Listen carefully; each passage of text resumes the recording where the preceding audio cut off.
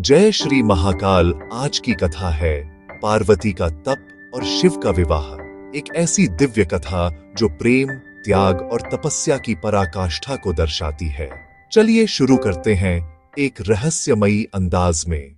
जय श्री महाकाल। क्या आपने कभी सोचा है कि वह कौन सी शक्ति थी जिसने स्वयं महादेव जैसे विरक्त योगी को विवाह के लिए प्रेरित किया? कैसे हुआ वह दिव्य मिलन जहां तपस्या ने प्रेम का रूप धारण कर लिया? आज हम जानेंगे पार्वती के तप और शिव विवाह का वह रहस्य जिसने सृष्टि की धारा ही बदल दी। देवी सती के आत्मदाह ने ब्रह्मांड को एक गहरे शोक में डुबो दिया। उनके पति महादेव शिव उस वियोग की अग्नि में ऐसे जले कि उनका क्रोध प्रलयंकारी तांडव में बदल गया। पर जब क्रोध शांत हुआ तो पीछे रह गया एक अथाह शून्य, एक ऐसी पीड़ा जिसने शिव को संसार से पूरी तरह विमुख कर दिया। वे अपने आदि अनंत स्वरूप में लौट गए, एक वैरागी, एक तपस्वी। वे गहरे अचल ध्यान में लीन हो गए जहां समय और स्थान का कोई अस्तित्व नहीं था। उनकी चेतना बाहरी संसार से कट चुकी थी और वे केवल अपने भीतर की स्थिरता में समा गए थे। विरक्त, मौन और संसार से दूर वे केवल श्मशानों में निवास करने लगे, जहां जीवन का अंत होता है, जहां हर मोह, हर बंधन राख बन जाता है। वही श्मशान भूमि अब उनका कैलाश बन गई। वे चिता की भस्म अपने शरीर पर लगाते जो उन्हें नश्वरता और परम सत्य का स्मरण कराती थी। उन्होंने स्वयं को सांसारिक चक्र से अलग कर लिया। अब न कोई कर्तव्य था, न कोई मोह, केवल शिव थे और उनका असीम वैराग्य। वे सृष्टि के स्पंदन से दूर परम शांति में स्थित हो गए, एक ऐसे योगी जिनकी तपस्या से पर्वत भी कांप उठते थे। लेकिन शिव का यह वैराग्य सृष्टि के लिए एक संकट बन गया। शिव जो संहार के देवता हैं, जिनके बिना सृष्टि का चक्र अधूरा है, उनके निष्क्रिय हो जाने से ब्रह्मांड में संतुलन डगमगाने लगा। ऊर्जा का प्रवाह बाधित हो गया। धर्म और अधर्म के बीच की रेखा धुंधली पड़ने लगी। सृष्टि का लय बिगड़ गया। चिंतित देवता सृष्टि के रचयिता ब्रह्मा और पालक विष्णु के पास पहुंचे। उन्होंने विनती की, हे प्रभु, महादेव के बिना यह संसार अनाथ है। यदि शिव का विवाह न हुआ, यदि वे गृहस्थ जीवन में वापस न लौटे, तो सृष्टि का संतुलन हमेशा के लिए टूट जाएगा। हमें शक्ति को पुनः जागृत करना होगा। और तब देवताओं की प्रार्थना और सृष्टि की पुकार सुनकर आदिशक्ति ने एक बार फिर रूप धरा। तभी देवी सती ने हिमवान और मैना की पुत्री पार्वती के रूप में जन्म लिया। उनका जन्म किसी साधारण कन्या का जन्म नहीं था, यह स्वयं शक्ति का संकल्प था। वे उसी शिव को पाने के लिए जन्मी थी जिनसे वे पिछले जन्म में बिछड़ चुकी थी। उनके हृदय में अनादिकाल से शिव का ही प्रेम बसा था। यह प्रेम की, तप की और समर्पण की एक नई यात्रा का आरंभ था। एक ऐसी यात्रा जो शिव को उनके वैराग्य से निकालकर वापस संसार के कल्याण के लिए गृहस्थ बनाएगी। हिमालय की पुत्री राजकुमारी पार्वती, उनके जन्म से ही एक दिव्य नियति जुटी थी। जहां संसार की कन्याएं खेल कूद में व्यस्त थीं, वहीं पार्वती का मन बचपन से ही शिव में रमा हुआ था। उन्होंने कथाओं में सुने हुए कैलाश के उस योगी को, उस वैरागी को मन ही मन अपना स्वामी मान लिया था। उनकी भक्ति किसी उपदेश का परिणाम नहीं, बल्कि आत्मा का सहज झुकाव था। जैसे नदी का सागर की ओर बहना स्वाभाविक है। वह जानती थी कि उनका अस्तित्व शिव के बिना अधूरा है और शिव की पूर्णता उनके साथ ही संभव है। यह केवल एक विवाह की इच्छा नहीं, बल्कि शक्ति का अपने शिव से मिलने का संकल्प था। जब वह बड़ी हुई तो अपने पिता हिमवान के साथ उस पर्वत शिखर पर पहुंची जहां महादेव समाधि में लीन थे।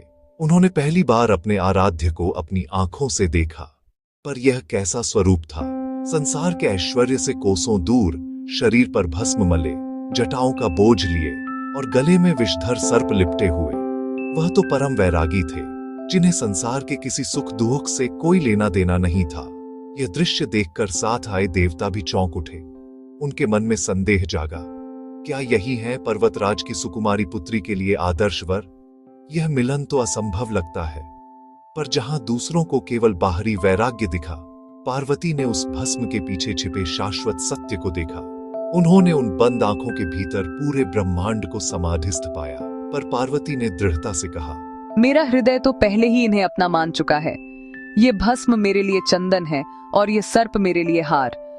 मेरा जीवन इनकी भक्ति और प्राप्ति के बिना अधूरा है। यदि यह मार्ग कठिन है तो मैं इसे अपनी तपस्या से सुगम बनाऊंगी। और उसी क्षण राजकुमारी ने अपने राजसी वस्त्र और आभूषण त्याग दिए। उन्होंने संकल्प का वल्कल वस्त्र धारण किया, प्रेम को साबित करने के लिए, भक्ति को उसकी पराकाष्ठा तक पहुंचाने के लिए। तब शुरू हुआ वह तप जो युगों तक गूंजता रहा। हिमालय की बर्फीली चोटियों पर कठोर सर्द हवाओं में पार्वती ने हजारों वर्षों तक ध्यान किया। वे न भोजन लेती, न वस्त्र पहनती, केवल शिव का ध्यान। यह तप ऐसा था कि देवता तक विस्मित रह गए। आखिरकार जब ब्रह्मांड की ऊर्जा कांप उठी, शिव प्रकट हुए। उनकी तीसरी आंख खुली और उन्होंने देखा वह वही आत्मा थी, उनकी सती, अब पार्वती के रूप में। शिव ने कहा, देवी, तुम्हारी तपस्या ने मुझे बांध लिया है। अब मैं तुम्हें अपनी अर्धांगिनी रूप में स्वीकार करता हूं। और फिर कैलाश पर्वत पर हुआ वह दिव्य विवाह, जहां देवता, आर्षि, गंधर्व, अप्सराएं सभी उपस्थित थे। धरती, आकाश और सभी लोकों में गूंज उठा, हर हर महादेव। और इस प्रकार ब्रह्मांड ने अपने दो ध्रुवों को एक होते देखा।